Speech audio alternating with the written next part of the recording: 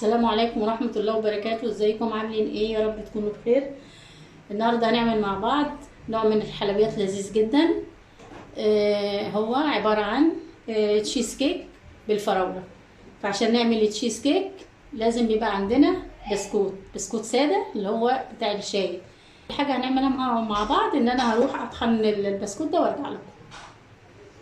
خلاص انا طحنت البسكوت اهو زي ما انتم شايفين، خليته ناعم اهو. انا قلت لكم ان دوت 450 جرام. دلوقتي اول حاجه هنعمل فيه ايه بقى؟ هنحط عليه دي نص كوبايه زبده سايحه، انا مسيحاها على النار، وهنبتدي نحطها على البسكوت بتاعنا. بسم الله والحمد لله والله اكبر، لا اله الا الله ولا حول ولا قوه الا بالله العلي العظيم. اللهم صل وسلم وبارك على سيدنا محمد وعلى اله وصحبه اجمعين. بسم الله توكلت على الله. هنمسكه كده نجمعه في ايدينا كده ونشوف هل هو هيحتاج زبده ثاني ولا لا. بصوا كده خلاص هو مش عايز زبده. دلوقتي ده قالب التشيز كيك، هنبتدي نحط فيه البسكوت اللي احنا عملناه بالزبده. نوزعه بقى في الصينيه بتاعه التشيز كيك كده.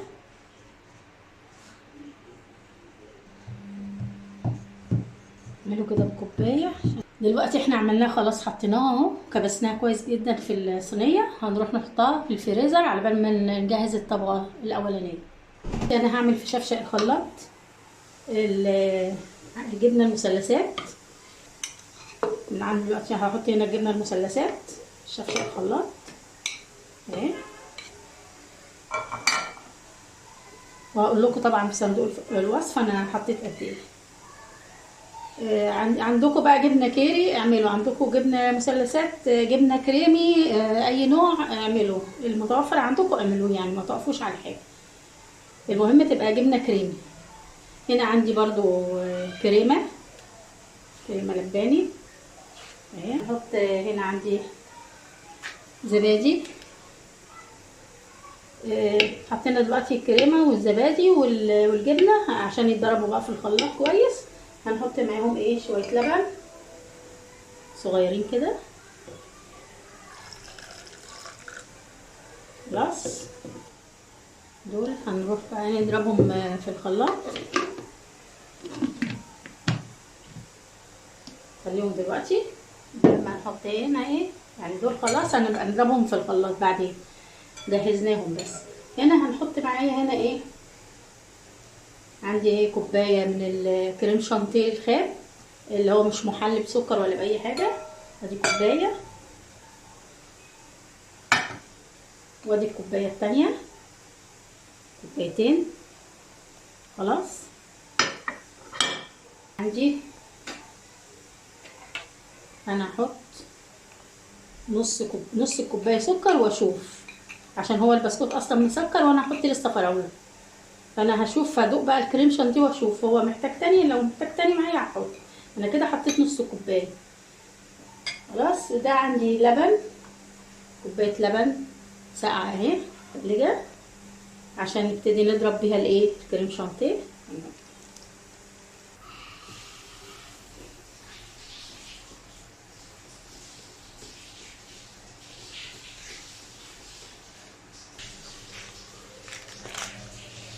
ده باكل لبن بودر، ده حوالي معلقتين كده لبن بودر هحطه مع الكريم شانتيه برضو وهنضربه معاه. عايزه احط باكو فانيليا عشان تبقى ريحتها حلوه. لو مفيش بيض ولا اي حاجه، بس انا حابه احط فانيليا، اللي مش حابب مش مهم. اهو باكيت صغير اهو. وهحط بقيه السكر، بقيه كوبايه السكر، عشان انا دقته لقيته هو محتاجهم الحبه دول. يعني كده حطيت كوبايه وربع لبن وكوبايه بحالها سكر. نرجع نضرب تاني الكريم شانتيه بتاعنا لغايه ما نوصل للقوام اللي احنا عايزينه. عندي هنا نص كوبايه ميه دافيه خالص، احط عليها معلقه كبيره من الجيلاتين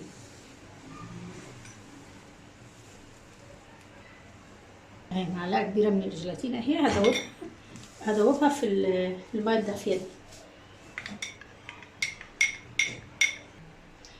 هننزل بقى بالجيلاتين اللي احنا دوبناه في نص كوبايه الميه. بس اول حاجه هنصفيه بالمصفى.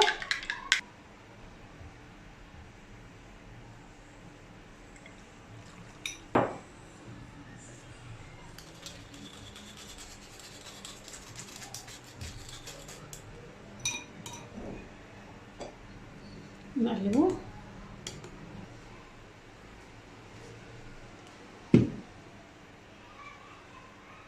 هنجهز بقى هنضرب الحاجات اللي حطيناها في الخلاط مع بعض، وبس هنحط عليها نقطتين ليمون كده، عصرة صغيرة من الليمون. حطيت عليها نقطتين من الليمون عشان ايه؟ تديني مزازة الساور كريم اللي هو الكريمة الحامضة. ده احنا مش حاطين عليها يبقى هنحط اللي هو الليمون ده. هنا عندي برضو معلقة كبيرة كده لبن مكثف محلى كنت عاملاه. انا كنت عاملاه هنا، ما كنت حاطه فوق مجمله بيه الايس كريم اللي عملته. فكنت شايله بقى في التلاجة المعلقه دي، شايلها في التلاجة. فدلوقتي انا هحطها على الخليط اللي في الخلاط ده. ممكن تشتروا بقى من الاول وتعملوا بدل الكريمه والكلام ده لبن مكثف محلى، بس لو انتوا شايفينه غالي شويه ما استغنوا عنه عادي. هي دي بس عشان كانت عندي معلقه كبيره فقلت احطها، ما احطهاش ليه يعني. هو اصلا الوصفه دي اساسا بيتحط فيها لبن مكثف محلى. اللي يقدر بقى يجيبه انتوا ما قدرتكم هاتوه، ما تقدروش مش استغنوا عنه، مش مهم. احنا حاطين اللبن البودر بداله اصلا، يعني ممكن تستغنوا عنه وتحطوا لبن بودر. خلاص هنروح بقى نضربه في الخلاط. لو ضربت الخليط اللي حطيته معاكم، حطيتهم في الشفشق زي ما انتوا شفتوا كده، وضربتهم اهو، رجعتهم يوم تاني احطهم بقى على ايه؟ بصوا الكريم شانتيه اللي ضربته معاكم اهو. بصوا هنحط بقى الخليط الاولاني على الخليط التاني ونضربهم نقلبهم مع بعض كويس. هنعملهم ميكس كده مع بعض، نخلطهم ببعض. شايفين بقى جميل ازاي؟ الكريم بتاع التشيز كيك هننزله بقى فوق التشيز كيك. بصوا بتاعنا جمد اهو زي ما انتم شايفين اهو، حطيته في التلاجة وجمد. وهننزل عليه الطبقه الاولانيه.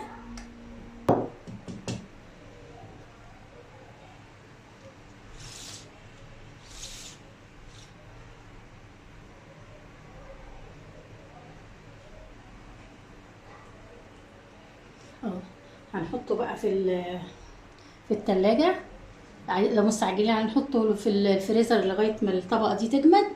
لو مش مستعجلين هنحطه في التلاجة كام ساعه برضو كده لغايه ما يجمد الطبقه اللي فوق ديت، وبعدين نرجع نعمل الطبقه التانية اللي هي الفراوله. دلوقتي هنعمل مع بعض طبقه الفراوله. عندي هنا الفراوله دي كانت مفرزه في الفريزر، حطها في الفريزر مجمداها. دي كانت دي حوالي نص كيلو فراوله متقطعه. وطبعا الفريزر لما بتتحط في الفراوله بتنزل الميه دي، فالميه دي من الفراوله، انا ما حطيتش ميه خالص عليها. فاحنا دلوقتي هنولع عليها النار، وهنحط عليها حوالي 3 معالق سكر. والسكر على حسب الرغبه بقى، انتوا بتحبوه مسكر قوي او اقل، يعني السكر زي ما انتوا عايزين. انا هنا هحط 3 معالق على نص كيلو.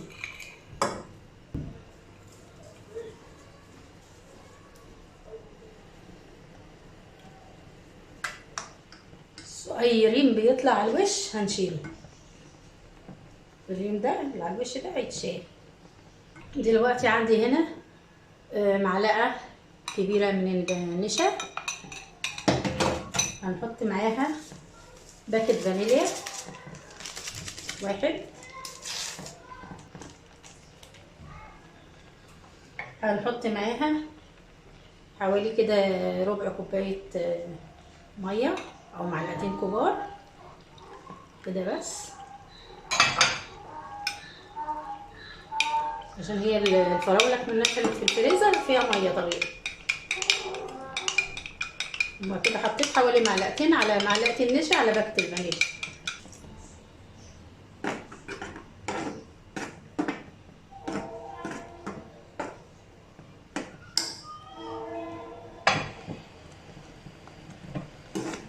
خلاص كده انا طفيت على الفراوله، هسيبها بقى تبرد خالص، وبعدين هحطها على وش التشيز كيك. خلاص كده.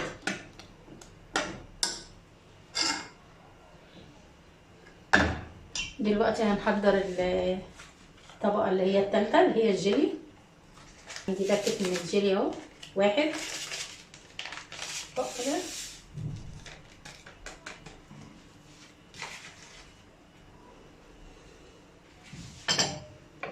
هنحط عليه كوبايه ميه مغليه، دي ميه غليها اهي، كوبايه كبيره اهي ميه مغليه، هنحطها على الجيلي البودر وهنقلب كويس لغايه ما يدوب. دلوقتي هنزل عليه بنص كوبايه بس من الميه، عشان انا مش عايزاه يعني يبقى خفيف، عايزاه يعني معقول. فبدل ما انزل بكوبايه تانية، المفروض انزل بكوبايه تانية، لا انا هنزل بنص كوبايه. دي ميه ايه متلجه، الاولانيه ميه مغليه اللي دوبت فيها الجيلي، والتانية ديت النص كوبايه التانية ميه متلجه. خلاص كده هنسيب الجيلي يبرد خالص. دلوقتي انا طلعت التشيز كيك اهو اللي كنت حاطاه في الفريزر، عشان الطبقه اللي على الوش دي تجمد، عشان اقدر احط صوص الفراوله اللي عملناه مع بعض. والصوص بقى بارد اهو، هنبتدي ننزله على التشيز كيك بتاعي. هنبتدي ننزل صوص الفراوله بقى.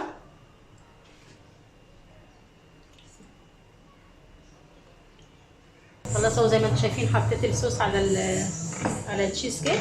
دي الطبقه الثانيه. هبتدي بقى ايه ارجعه الثلاجه او الفريزر على حسب وقتكم وعلى حسب ما انتم مستعجلين او لا، يتماسك تاني، ونرجع نحط عليه الطبقه الثالثه اللي هي الجيلي اللي عملناه مع بعض. انا طلعت التشيز كيك من الثلاجه والفراوله تماسكت، والجيلي اللي عملته معاكم برد خالص اهو. هنبتدي نصبه فوق الايه طبقه الفراوله، ويبقى كده دي الطبقه الثالثه.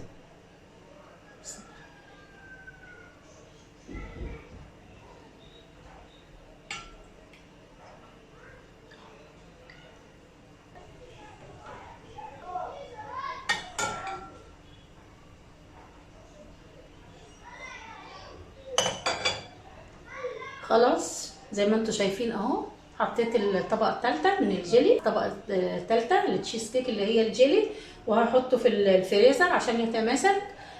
خلاص انا طلعت التشيز كيك اهو من الثلاجه. خلاص هي جمدت، بصوا بقى شكلها عامل ازاي. هنبتدي بقى نطلعها. عشان نطلعها لازم نعمل كده بالراحه بالسكينه كده الحروف بتاعتها.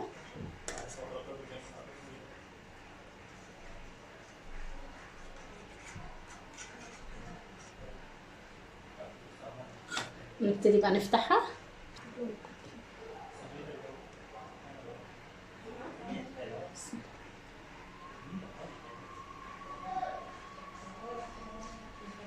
بقى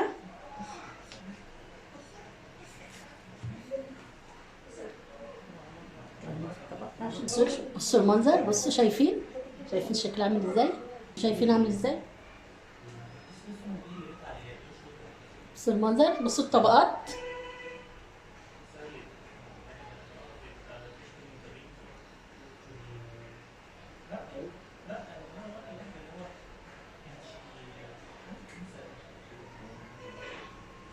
دي انا عملتها معاكم بثلاث طبقات، اللي هي طبقه الكريمه والجبنه، والطبقه الثانيه زي ما انتم شفتوا الفراوله اللي عملناها كومبوت، والطبقه الاخيره اللي هي الجيلي. هو طبيعي التشيز كيك الاصلي ما بيتحطش عليه الجيلي ده، بس احنا بنعمله هنا بالجيلي، وعشان هنا كل اللي هنا عايزين الجيلي فانا عملته.